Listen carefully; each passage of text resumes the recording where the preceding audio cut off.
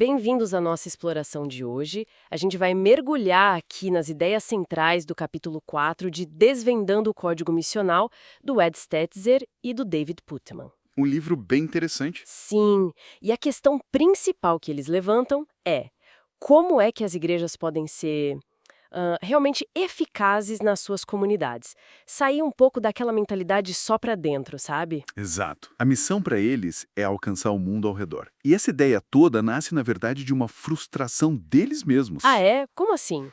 Eles contam que tentaram usar programas, métodos de crescimento que funcionavam, sei lá, em mega igrejas em outros lugares. Aquelas fórmulas prontas, né? Isso.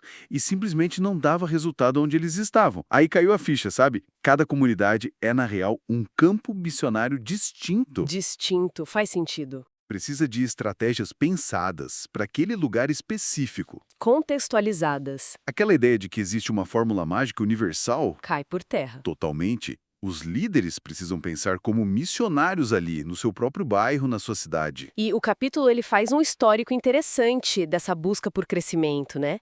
Mostra tipo uma evolução. Sim, ele traça uma linha do tempo. Começa com um movimento de crescimento de igrejas, bem focado em técnica, organização, para aumentar números, né? Isso, bem pragmático. Depois veio o movimento da igreja saudável.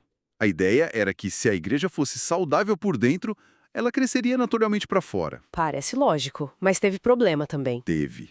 Os dois movimentos esbarraram em limitações.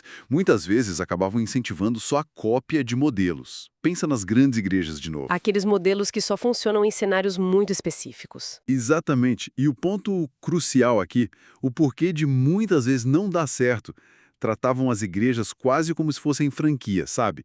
Ignorando o DNA único de cada uma. Entendi. O tamanho único que não serve para todo mundo. Esse é o erro fundamental que Stetzer e Putman apontam. É aqui que a coisa começa a ficar bem interessante. Quando surge a proposta da igreja missional. Isso. E não é só mais um método, viu? É uma mudança de chave mesmo, de paradigma. Mais profundo, então. Bem mais. Ser missional, para o livro, não é só aplicar técnica ou focar na saúde interna. É mais sobre a identidade, o propósito. E o que eu acho fascinante é um dos maiores obstáculos que eles apontam. Qual? O pecado das preferências. Uau! Pecado das preferências. É forte isso. O que seria? É quando líderes, membros, todo mundo se apega tanto aos seus estilos preferidos. Tipo, estilo de música, a estrutura do culto, os programas que sempre existiram. Aquilo que é familiar, confortável? Exato. E se apegam tanto que, mesmo sem querer, sem perceber, essas coisas deixam de servir à missão principal, que é alcançar quem está fora. Passam a servir só ao conforto de quem já está dentro. E a igreja acaba criando uma bolha, né? Uma cultura interna tão própria, tão fechada, que ela se desconecta da realidade, das pessoas ali da comunidade. É um perigo real e muitas vezes sutil. Eles dão algum exemplo disso. Dão um exemplo ótimo, o do apóstolo Paulo lá em 1 Coríntios 9. É muito bom. Ah, sim. Quando ele fala que se fez escravo de todos. Exatamente. Se adaptando, né? Falando a língua dos judeus para os judeus, dos gentios para os gentios. Tudo para ganhar o maior número possível. Mas, claro, sem abrir mão da essência do evangelho. É um retrato perfeito dessa flexibilidade pela missão, né? Ir além do próprio gosto. Totalmente. E essa flexibilidade com foco na missão é justamente o que os autores tentam organizar, estruturar com a tal da matriz missional. Matriz missional. Parece importante essa ferramenta. Como ela funciona? Imagina tipo uma bússola, ou talvez 3 lentes que você usa para olhar qualquer decisão. Ela busca equilibrar 3 áreas-chave, todas baseadas nas escrituras, claro. Quais são as áreas? Primeiro, a cristologia. Quem é Jesus? O que ele nos mandou fazer? Qual a nossa identidade nele? Segundo, a missiologia. Quais são as estratégias eficazes para cumprir essa missão aqui, nesse contexto específico? E terceiro, a eclesiologia. Qual é a forma de igreja, a estrutura que é mais apropriada para essa missão nesse lugar? Entendi. Cristologia, missiologia, eclesiologia.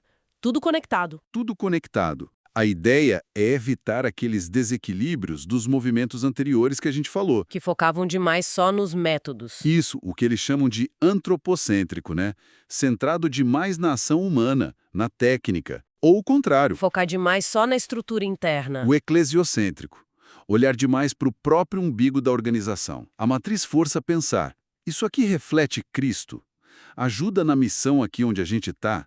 É a melhor forma de ser igreja para esse propósito? Faz muito sentido. E essa reorientação toda, ela se traduz em mudanças práticas, né? O capítulo fala de 10 mudanças, acho. Isso, são 10 transições bem concretas que eles listam. Algumas que chamam muita atenção, por exemplo, Me diz uma. passar de programas enlatados, sabe, aqueles pacotes prontos, para processos mais flexíveis que se moldam às pessoas, às necessidades reais da comunidade. Mais orgânico. Exato. Outra mudança forte. Sair de uma estratégia que só quer atrair gente para dentro do prédio para uma que busca encarnar o evangelho na vida da comunidade. Como assim? Encarnar? É combinar presença, serviço, relacionamento lá fora.